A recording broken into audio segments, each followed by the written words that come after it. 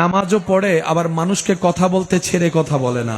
নামাজও পড়ে মানুষকে সবার সামনে অপমানও করে। নামাজও পড়ে অন্যের হক নষ্ট করে। নামাজও পড়ে বেয়াদবির মধ্যে আবার এক নম্বরের মধ্যে থাকে। নামাজও পড়ে অহংকার একদম চরম পর্যায়ে থাকে। তাহলে নামাজি যে সে তো বিনয়ী হওয়া দরকার, অহংকারী হলো কেন? নামাজি যে সে তো দানবীর হওয়া দরকার, সে মানুষের সম্পদ লুট করছে কেন?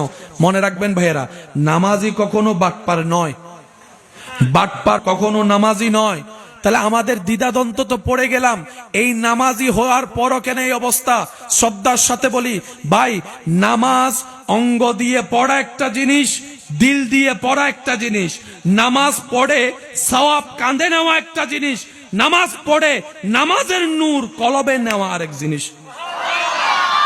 সবাই যখন ঘুমায়, প্রিয় মানুষের খবর নেওয়ার যখন কোনো সুযোগ থাকে না, গভীর রাতে ঘুম একটু গাঢ় হয়, আর সেই গভীর রাতেই আল্লাহ ডাকতে থাকে, আছো কি কেউ ক্ষমা চাওয়ার জন্য? চাও না একবার আমার কাছে ক্ষমা, আমি রব তোমাকে ক্ষমা করার জন্য প্রস্তুত হয়ে আছি। সুবহানাল্লাহ।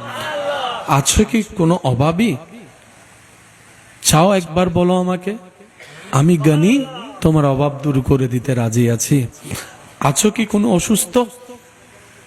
ওষুধও কাজ করছে না, বলো একবার আমি রবকে, আমি শাফি, তোমার শেফার ব্যবস্থা করে দিতে রাজি।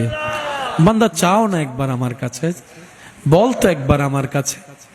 রসুলে মকবুল সাল্লাল্লাহু আলাইহি ওয়াসাল্লাম বলে, দুনিয়ার মানুষের কাছে বারবার চাইতে থাকলে মানুষ বিরক্ত বোধ প্রকাশ করে, আর বান্দা যখন বারবার রবের কাছে চাইতে থাকে রব তখন খুশি হয়ে যায়। সুবহান।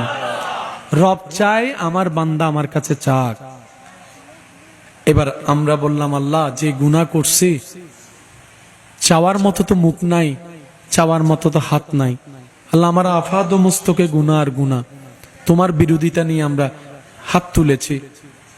আল্লাহ তারপরও কি চাওয়ার সুযোগ